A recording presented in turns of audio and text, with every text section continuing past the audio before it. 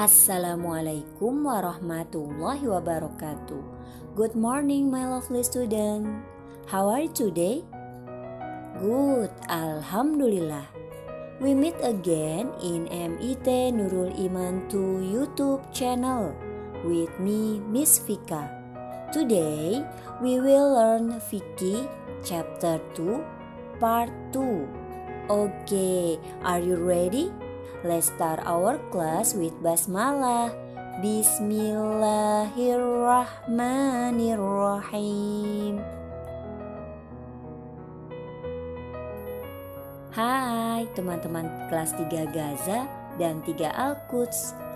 Jumpa lagi di pembelajaran fikih. Setelah minggu lalu kita sudah belajar tentang sholat jamak. Nah, minggu ini kita akan belajar tentang sholat qashar. Teman-teman masih ingat gak apa itu sholat jamak? Nah, sholat jamak itu digabungkan atau dikumpulkan, sedangkan sholat qashar diringkas. Secara bahasa, kata qashar berasal dari kata qasiro yang artinya meringkas atau memendekkan. Sementara menurut istilah, sholat qashar adalah sholat fardu yang diringkas jumlah rakaat sebenarnya pada sholat-sholat tertentu. Misalnya sholat zuhur, jika diqashar maka dikerjakan hanya 2 rakaat. Sholat qashar hukumnya boleh atau mubah, bahkan lebih baik bagi orang yang dalam perjalanan serta mencukupi syaratnya, sebagaimana firman Allah dalam surat An-Nisa ayat 101. Dan apabila kamu berpergian di muka bumi, maka tidaklah berdosa kamu mengqashar sholat. Siapa yang tahu sholat yang boleh diqashar sholat apa aja ya teman-teman? Sama halnya dengan sholat jamak, sholat qashar pun tidak bisa dikerjakan pada semua sholat fardu. Sholat yang boleh diqashar adalah sholat fardu yang jumlah rakaatnya 4, yaitu sholat zuhur, asar, dan isya. Nah, bagaimana dengan sholat maghrib dan subuh? Ya, sholat maghrib dan subuh tidak bisa diqashar ya teman-teman, tapi wajib dikerjakan sesuai dengan jumlah rakaatnya. Selanjutnya kita akan belajar tentang syarat sah sholat qashar. Syarat sholat qashar secara umum tidak dijelaskan dengan rinci, hanya saja syaratnya hampir sama dengan sholat jamak.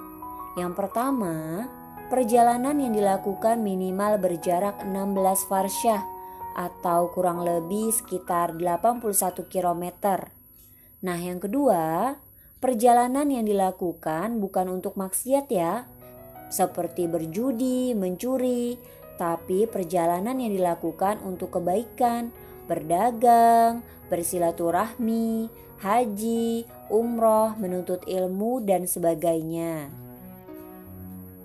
Yang selanjutnya, sholat yang diqashar harus sholat yang jumlah rakaatnya 4. Nah, syarat yang selanjutnya kita harus berniat sholat qashar ketika takbiratul ihram.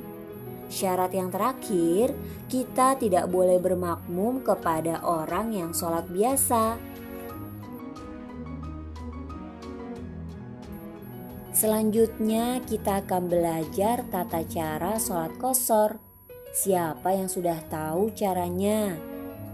Tata cara melaksanakan sholat qashar yang pertama, berniat mengqashar sholat. Misalnya kita mau mengqashar sholat zuhur. Bacaan niat sholat qasharnya jika dilafalkan sebagai berikut. Usolli fardhuz zuhri raka'ataini qashran lillahi ta'ala. Artinya, saya niat sholat fardu zuhur 2 rakaat diqashar karena Allah Ta'ala. Selanjutnya teman-teman takbiratul ihram dan sholat zuhur 2 rakaat dilakukan seperti biasa tanpa tahiyat awal. Kemudian yang terakhir teman-teman salam. Semoga teman-teman dapat memahami tata cara sholat qashar ya.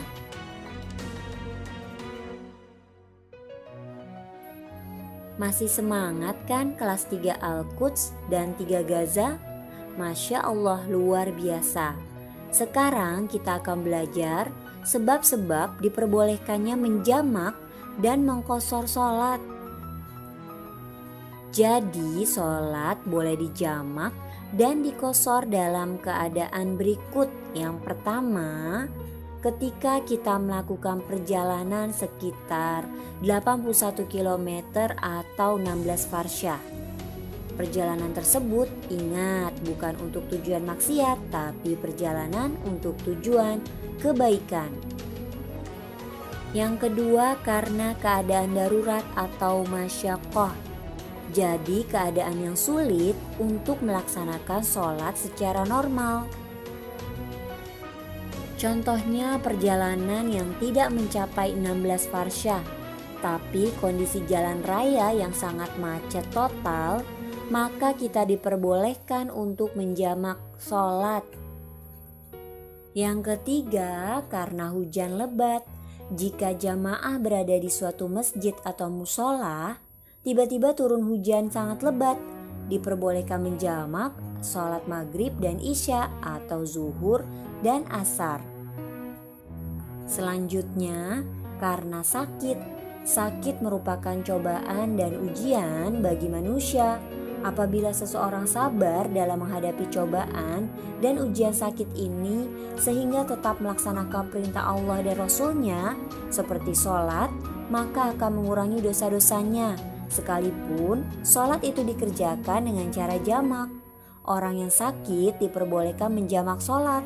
Hal ini karena kesulitan yang disebabkan sakit lebih berat daripada kesulitan karena hujan. Yang kelima, karena takut.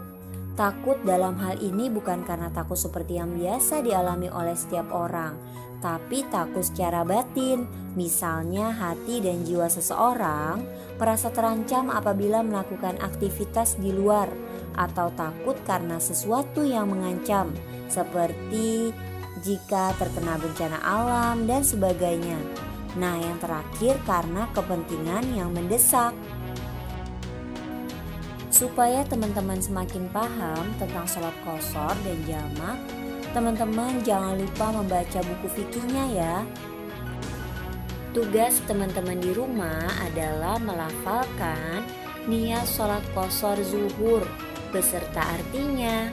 Tugasnya dikumpulkan dalam bentuk voice note, ditunggu sampai jam 7 malam ya teman-teman. This is the end of our class. Thank you for your spirit and attention. Let's end our class with hamdalah. Alhamdulillahi Rabbil Alamin. See you next time. Keep happy and stay safe. Wassalamualaikum warahmatullahi wabarakatuh. Bye.